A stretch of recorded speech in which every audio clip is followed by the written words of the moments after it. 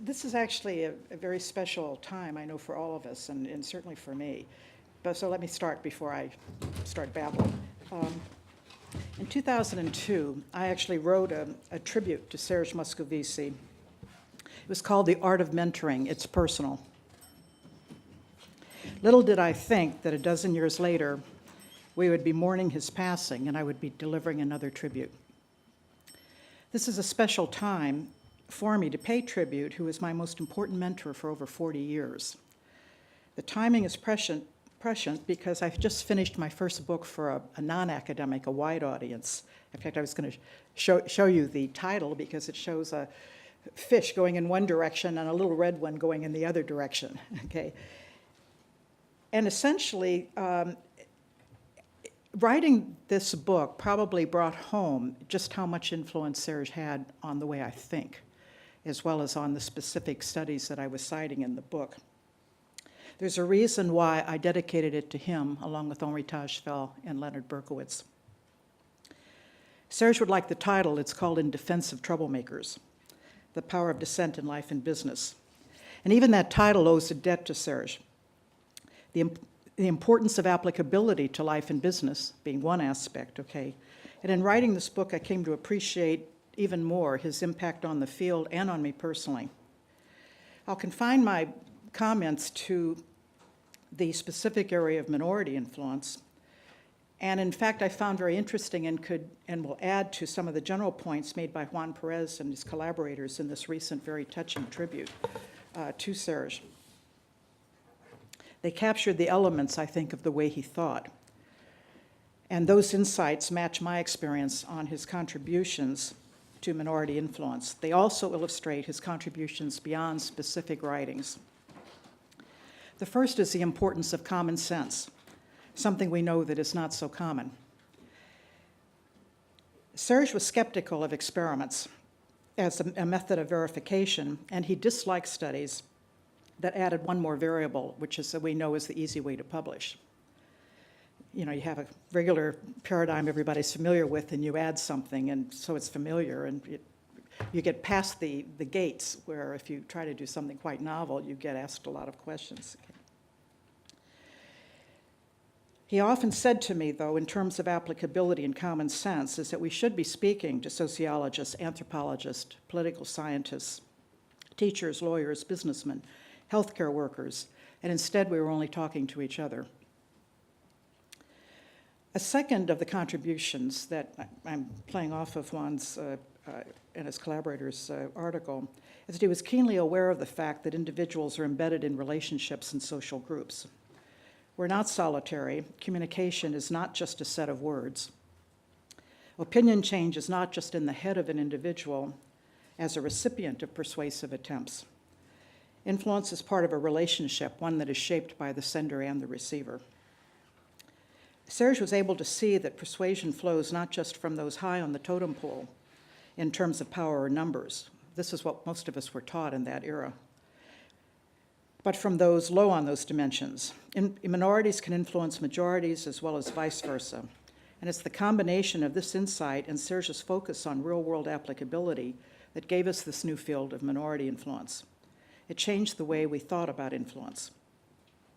Serge's approach, I think, was partly informed by his own real-world experience. Growing up during World War II, he saw domination and submission. He also saw, though, protest and courage. He saw the prices paid for speaking to power. These issues came home in the here and now of the late 1960s. 1968 was a particularly important year. He was deeply affected by the May 1968 uprising in Paris, as was I in Chicago in the fall of that year, which was my first job, was at the University of Chicago. It was a time of protest, and one remembers the Democratic National Convention, which was essentially a bloodbath in the streets. I remember because we talked often about this when I was a visiting professor in Serge's équipe 2 years later. That équipe included very many special people, among them Willem Dwaas and the two individuals who joined Serge in that first experimental study on minority influence, namely Elisabeth Lage and Patricia Neuve. That study documented the phenomenon of minority influence. but it also showed the important mechanisms that have stood the test of time. I always find it interesting that the first studies and also the first representation of ideas often carry with it far more than what people remember, and they really set the tone. They understood the complexity of the phenomenon, so it's much more than a demonstration. It did even more than that because it forced us to re-examine long-held biases in social psychology. Liking and influence do not necessarily go hand in hand. Opinion change can be hidden. It may not be publicly displayed. Conflict of ideas is at the core of social change. So one of the concepts, of course, that he clearly brought, which was kind of unheard of at the time, was that minorities can win. And it didn't require credibility or power or numbers, something that was in all the textbooks. I mean, when I studied, that was the definition of influence. It went from the strong to the weak. But now with his work, we can no longer believe that an individual or a minority of individuals had only two choices, which is the way the studies were set up. You could either agree, conform, or you could be silent. So the notion that they could stand up, speak, and have influence was not there in the textbooks, but it was there in the streets. Serge didn't hide in a laboratory, diligently adding to a list of variables that made statistically significant differences. He didn't try to clean up research literatures that were incomplete or in conflict. His was a style that explored. And in fact, I was reminded of a powerful interview of Charlie Towns, who won the Nobel Prize and is known for the maser and laser. I was privileged to spend 10 hours interviewing him. And he had something about him that I think Serge had as well, and he was an explorer. We thought of explorer in the sense that when he comes up with an idea, he doesn't stay around to try to clean it up and profit from it, like many of the individuals do who say explore a new world, is that he kept exploring some other new vista. And Towns showed that, and I think Serge did as well. Serge translated those insights into real life, into theory and experimental research, but you have to remember that in the late 1960s, the premise of social psychology was that influence flowed from the strong to the weak. It was the many and not the few who persuaded, even when the many were wrong, and even when they argued a position that the individual, if alone, knew to be untrue. Those who did not have this power were seen as the recipients of influence. The holder of the minority opinion was the target of communication, which was aimed at changing his mind, and if he did not change, he was rejected and ridiculed. Going along clearly had benefits, even when it meant error. It is interesting that in 1951, Schachter, whose study you probably well know, because it had to do really with the reaction to a minority voice. I think it's interesting that Schachter never asked whether or not that dissenter had an impact on the majority, and I think it's because it never crossed his mind, because that's not how influence worked. And in fact, the whole study was designed and illustrated what it was like to be in a minority, because you got most of the communication directed at you to change your mind, and if you didn't, you were ridiculed and rejected. And I always just find it interesting that they could have just asked whether or not there was a reciprocal influence, but it never crossed anyone's mind, because we too are kind of blinded by our own kind of set of premises. The first experimental study that Serge did with Patricia and Elizabeth was more than a demonstration, because it guided generations of research. And I think there were at least three contributions. I mean, there's many more, but I think three things stand out from that very first study. The first is the demonstration that minority views can persuade and that this can be studied experimentally. I think that was important. The minority can even get a majority to say blue is green, if you remember in that first study. The second contribution is that their ability to persuade comes from a conviction rather than liking. At a time when everybody was advised to please or to compromise or to agree, essentially to avoid dislike, the premise was you can't have influence if you're not liked. Serge, however, saw that what was important was consistency and conviction rather than liking. The results showed that compromise lessened dislike, namely if they, well, I'll go back to that, but it rendered the minority ineffective. A minority who continuously disagreed with the majority, but also was consistently wrong. So they kept saying, the blue slides were green. They were consistently wrong, but they were at least consistent. was more persuasive than one who occasionally agreed with the majority and thus was occasionally correct. Calling blue slides green on every slide was more persuasive than calling them green 2/3 of the time and blue 1/3 of the time. The consistent minority persuaded at least 9% of the time, if you remember in that original study. The compromised dissenter did not persuade. Namely, the bottom line is consistent error was more persuasive than inconsistent truth. Consistency was far more important than liking. The third contribution was that minorities' influence was by and large hidden, and we had always only studied influence in terms of overt agreement or at least movement on a Likert scale, where I was here and now I'm here. Okay. In that first study, if you remember, after the public judgments were made, the participants sorted blue-green stimuli into two piles, blue or green. And essentially what they found is there was more influence than was clear even in their willingness to say publicly that the slides were green. Those exposed to the minority who consistently called those slides green placed more blue-green stimuli into the green category. Namely, they shifted the point where blue-green became categorized as green. So the impact was far greater than that 9% you saw at the public level. These insights, I think, prove more than just facts. They change the nature of discourse about influence. Consistency and conviction were necessary for the minority's ability to persuade. Compromise, in fact, had a downside. Minority influence was greater than what was apparent at the public or direct level. Influence could be hidden. These were insights that kept many of us busy for a number of years while we explored those insights. But we there was some subtlety, we clarified the meaning of consistency, and we studied the trade-offs of compromise. So it developed, but the original impetus for that was done even, I think, in that very first study. I myself did a study on the trade-offs of compromise where we found, for example, that compromise is effective at the public level. You can make a deal. I hate to use that word these days given our recent election, but compromise is effective in negotiation, but not for private change. Where consistency sometimes doesn't get people to move to you publicly, but in fact, the studies show that it has impact at a private level. And we'd even looked at a sweet spot, if you will, is that if you compromise at the last minute, you get it both ways, and it's because it's not seen as a lack of conviction. It's seen as only an attempt to make a deal, if you will. And so you can get private as well as public change. Serge's insights provided the fuel for generations of researchers who studied the hidden aspect of minority influence. And this is especially evident, I think, in the work of Gabriel Muni and his talented group of students, such as Juan Pérez, Fabrizio Botero, Paolo Lagrenzi, and Stamos Papastamou, on the latent and indirect forms of influence by minority opinion. Our conception of influence became richer. Such studies were not just an extension of Serge's original study and ideas. They were not linear developments. They arose because he had convinced us that consistency and conviction were necessary, even if not sufficient, for minorities to persuade, and that influence was likely to be hidden. He taught us that conflict was essential for attitude change and for energizing thought. Serge was psychoanalytic at heart. He recognized the importance of meeting the resistances and the centrality of conflict for influence. Willem Dwaz, Gabriel Muni, and Juan Pérez in particular extended this power of conflict to the understanding of cognitive development.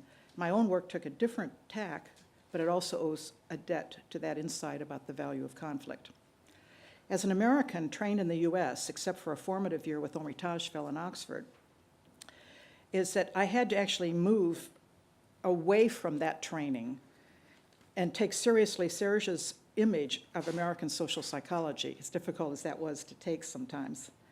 His mimicry of that included a portrayal of idealism and naivete. He used to say to me, you like a me, I like a you, we will all get along, we can all resolve conflict. So we even had a journal of conflict resolution, as though all conflicts could be resolved. But instead, Serge's life had shown him conflicts that could not be resolved, wars that continued, and ruthless dictators that were appeased. He taught me that conflict had an upside. It could change attitudes and it could lead to social change.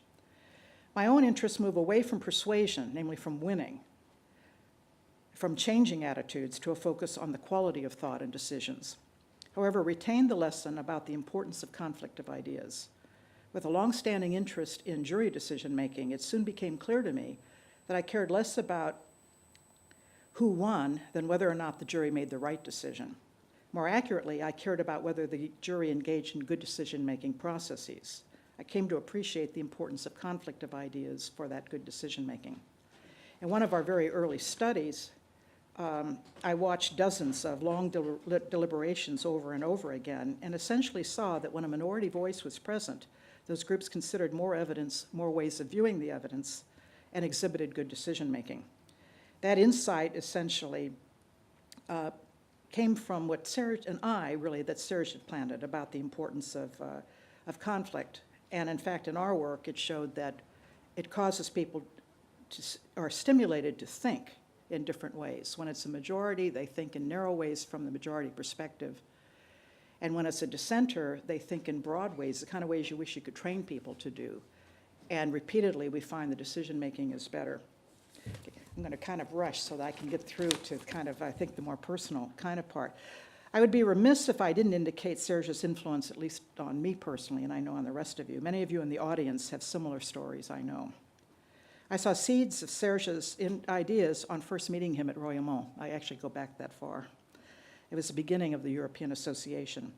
The participants were the chairs of Europe, except for me and Nick Johnson. Henri Tajfel had brought us. We didn't know we weren't supposed to be there, but Henri kind of showed that he could have enough power to be different, and so we brought us along.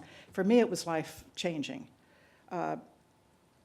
because they were discussing this new organization and had dreams of effectively dealing with culture and the applicability of power and protest. Culture was real, so was the conflict of ideas. Everyone was heady about the prospect for an organization that would deal with these issues, and it was so inspiring that it actually caused me to continue toward my PhD at Cornell. Before that year, I had actually decided to quit. I was a math undergraduate major, and I just didn't feel we were studying important issues, and that meeting really changed my life. I'm going to kind of try to move a little bit because I think that it would be easy to attribute Serge's influence to his written or even verbal contributions and collaborations. I think it's, in my case, we never collaborated on a study. Over 40 years, I spent most sabbaticals and many 2 to 3 month directed d'études here in Paris. We would talk for hours, sometimes starting at 10 in the morning and continuing through meals, sometimes usually 4 hours in a cafe. Yet we never designed a study. We never worked on a task. We just talked. Might be observing others, might be discussing history or arguing over politics, or his telling me what was wrong and right with America. That was a topic he enjoyed. Okay. There was also always an underpinning issue of influence, but it never took the form of a research design. What he conveyed and how he lived reflected his beliefs and his theories. As such, his impact was personal. I know how personal it was with many of the people here, Denise, Bernard, Marie, Elizabeth, Willem, Juan, Anna Maria. It translated beyond the issues that we studied. One, for example, was this importance of conviction. I can remember that at a time when I was writing something that was putting in question a whole field of negotiation, and I thought I'd have a very quick career since I was unknown and a fairly recent PhD. And Serge's comment was, as usual, was concise. What do you believe? And when I told him, he said, you must write that. Ever since then, whenever I think of parsing my words or appeasing or trying to, be nice or whatever, I often see him as a little homunculus on my shoulder that if I don't tell the truth as I see it, he would not approve. Okay. That lesson in conviction was more than personal. It permeated my research. And I think it was the background that caused me to question the value of techniques like devil's advocate, which we did, finding that it really doesn't work like authentic dissent. It's pretend dissent.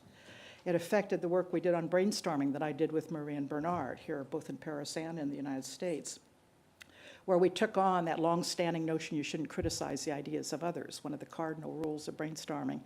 And in both cultures, people thought it was nuts to try to do something in two cultures and expect the same finding, and yet we did.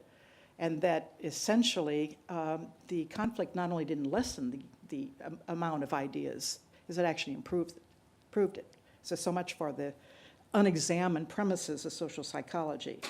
Perhaps the most important lessons came from who Serge was, not just what he said. He was a man who knew his own mind. He never did anything he didn't want to do, which all of you know, okay? He could be maddening, but he was authentic. He lived his life as he wished, as he believed, as he taught and wrote. Serge gave us back idealism about intellectual pursuits and research. He put the social back into social psychology. He convinced us that we could study things that mattered. We could use research by further understanding to fight wrongs, to make the world a little better. That is a powerful gift, one that has benefited the field, but one that has also enriched us personally as students, as colleagues, and friends. I hope these tributes make him smile. The field and we are part of his legacy, and the best we can do is carry on the insights and lessons that he provided us. I'm going to cry.